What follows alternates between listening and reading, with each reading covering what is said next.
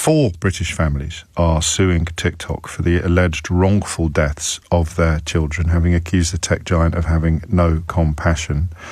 I'm joined by 2 of the mothers now, Ellen Room, whose son Jules Sweeney died when he was 14, and Lisa Canavan, whose boy Isaac died when he was 13.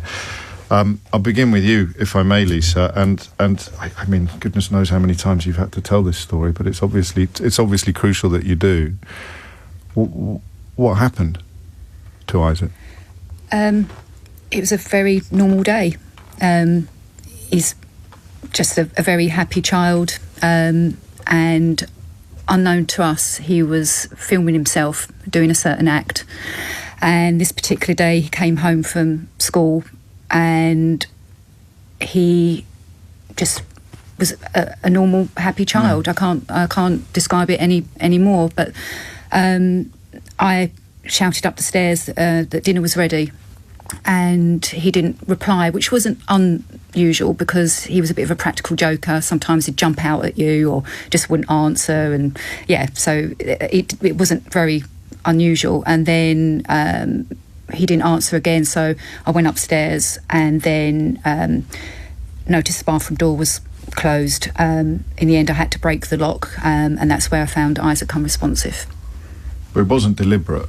No. What he'd done, he was. We're a little bit limited on the detail that we can go into, but he was taking part in a viral trend that was very popular on TikTok in 2022. Yeah. So the police, when they found the video evidence, they didn't go further back on his phone. Right. So they were blindsided by it, really, because they didn't know where else to go. They just said, we've got this evidence, that's what's presented to you. And his inquest went down as misadventure. Right. And yet you're clear that in the absence of TikTok, Isaac would still be with us. Yeah, no doubt. He never intended to leave us. He was from a loving family. He was always telling us he loved us. He was saving up for a PC. He was telling me that he wanted to buy me an Audi R8 when he was old enough because he wanted to be rich and buy his dad a pint when he was 18. That's a bit unfair, isn't it? Yeah, I'll get the Audi R8. That's probably a proper reflection of parenting. For you, Ellen, the story is similar, I think? Very similar, yeah. All 4 of our children are very similar. So Jules was happy, normal. He'd been out playing. He'd been playing football with friends, been on a boat. And I came home an hour and a half after his best friend left the house and found him not breathing. And I wonder, in a way, before we get into the details of your interactions or lack thereof with TikTok, whether your stories will have more impact on people listening, or perhaps even on people like me, because there's no grooming process, there's no sense that perhaps you could have been paying more attention, there's no vulnerability from the boys that led them to be susceptible to bad or malign influences. They just sound like 2 of the lads who were playing a game that everybody else was playing. Very much so, very much so. And I think what's so similar is, none of them presented any mental health issues. There's nothing offline, there's no bullying. And yet one day we come home and find our children not breathing, which is horrific. When did you, and I don't mind who answers this one, when did you first seek contact with the platform, with TikTok, or try to establish some sort of link between them and what happened to your sons? I mean, from the beginning, you are completely numb. You don't know what you're doing. Of course. And you're just like a nodding dog. You're just being led through the process. And no one is there to hold your hand, to guide you what you should be doing next. And it's bad enough losing a child in a way, like if an accident or if they were terminally ill, but for your child to be like taken away instantly when you know you've done absolutely everything in your power to keep them safe online, given them right acts, if you like, doing everything a parent would, I hope, would be doing. I didn't even think about seeking out to get contact with TikTok, to be honest with you. When the videos were presented to me, it was like, I was angry at Isaac, first off, because he thought he was, invincible. Because he came out of it from the other side. It was he'd never thought that any harm would be done to him. So I personally didn't seek out to go for TikTok, but as time's gone on, hearing more and more stories, we've now got the strength to actually take this on, because this can't continue. There's so many children gone. I approached TikTok. Yes. They refused to give you access. As a parent, you have no legal right to access your children's data. So I had a Zoom meeting with TikTok, and then they said, well, under data privacy, they're not sure what details they'll have. The police contacted them again after the inquest I had heard about Archie Battersby, Holly's the other mum in the lawsuit, and Archie had done the same thing as Jules 6 days before, and it was all over the news, and I couldn't bring myself to watch it. You're barely functioning, you're just existing. And but I did reach out to TikTok in March last year, and they refused to give me any details.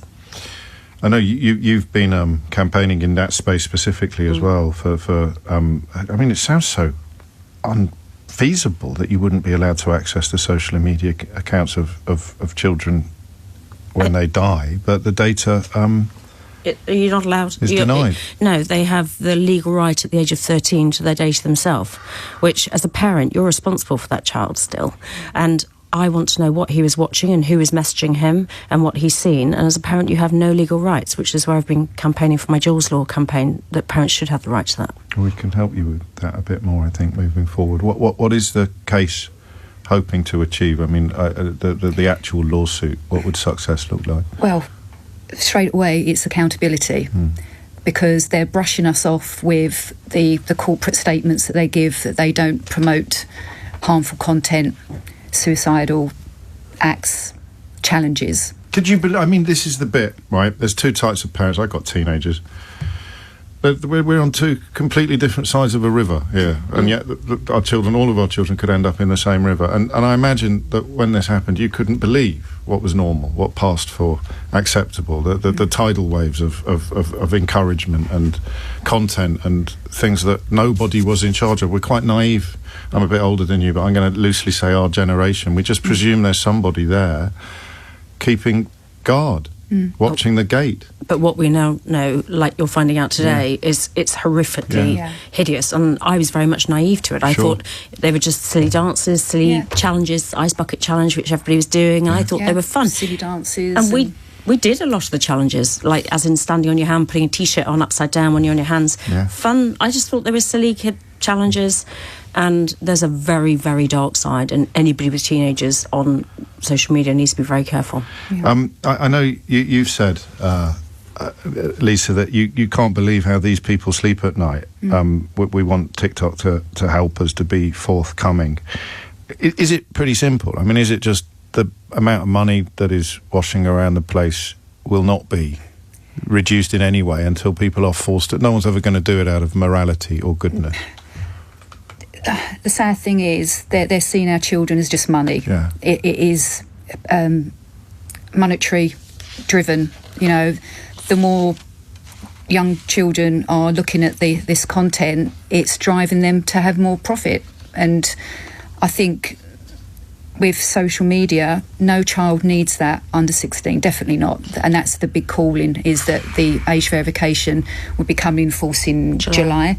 So something's better than nothing. You're optimistic, are you both, about this? Do you think the age verification is it a big step in the right direction? Well, I think it's massively helpful, but then you're still allowing 13-year-olds. You can still say, yes, I'm 13, and as your colleagues just proven, at age 13, you verify you're 13 and still get hideous data. You've been on a twin crash course in technology and in the failure of the providers of it to do anything even close to due diligence or care, or you use the word compassion a lot, which it has never felt more inadequate, has it, really, in this context? What I'll just ask you, as people with more experience in the field than anybody I have spoken to so far, how feasible is it just for them not to have phones? I mean, from what you've told me about Jules and about Isaac, I sense they were boys who things, let's just say, might have got a little bit heated if you tried to deny them access to their smartphone. Like with most teenagers. Well, that's what I mean. Yeah, as I say, I've got. But I would delay it for as long as possible. Right. And if I had, we were both interviewed for something yesterday, and they said, "What would you do differently?" We said the same thing: don't give them a phone. Yeah. But if they sulk, if they slam the door. But I know Jules accessed it on his computer, which was in his room for school. Right. So the police uncovered that. So it's all very well saying get rid of the phones, which is one thing, but you're not going to stop them then going, oh, well, I can get it on my computer, I can do that. And yes, there's lots of safety checks and things you can put in place, but then they use platforms or a VPN, so they hide how they're accessing it. They're clever with technology. Yes, of course. I just think that not giving them social media in the first place is a lot easier than trying to take it away from them when they've already got it. So just delay it as long as possible. They don't need it. Perhaps a mobile phone, but not loaded with social media. Yes. And the house rules, we set all that down. No phones at the table, no phones in the bedroom after 9 o'clock. If you need charging, leave them downstairs or in our bedroom. We gave all that information to our children, and this is still the result of it. So I beg any parent not to get too complacent.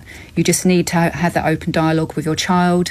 If they've seen something, not for them to feel guilty. It's got to be a two-way street, that they can have that open dialogue with their parents. I was struck just before you came in that we, more than any other generation, are so protective of our children in the physical space, in the real world, in the geographical world, letting them out, letting them do things.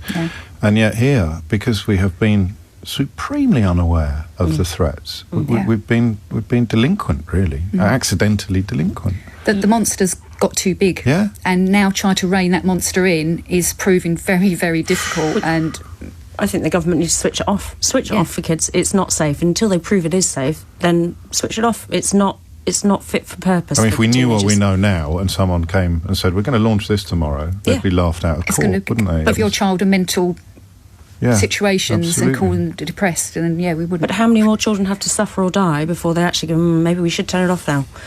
Just get rid of it for kids. Just get rid of it. What would the downside be? No, there wouldn't be one. No, would there? I know. Not at all. I know. Thank you both, and thank you for what you're doing as well. Turning your tragedy into something which I can see from my inbox is already helping other people. And what you just said generationally about it might be too late to get some of this genie back in this bottle, but you can prevent, or at least help parents steer their children down different paths. You're both amazing. Well, it's a phrase we often use: turning pain into purpose. We both use it. It's it's our passion. Well, thank you for that. On as a dad, which is not a phrase I like to say very often, but goodness me, sometimes it's the only one that... Can I add one line? Parents go and talk to your kids about what they're actually watching. And how would you do that? What would that conversation sound like? For me, I would say, play dumb parent. Can you show me what comes up on your feed? And trying to get kids to show you a phone is often quite difficult, but show me your feed. What sort of things? Who do strangers message you? Or if you've still got access to their phone when they're younger and you can log in, I often say take that phone and have a scroll yourself and see what they're looking at. But when they get 14, 15, 16, it's more difficult to do. You've got to pick your moment, haven't you? Because, I mean, having any conversations at all is sometimes difficult. A friend of mine got a message yesterday, said, "I'll be in the car park at 4:30, don't talk to me." But you have to, is the point. You absolutely have go and to. talk to your kids. Thank you both, Ellen Room and Lisa Kenovan. You don't need me to tell you again how sorry I am for what you've been through. You. It is 11:03.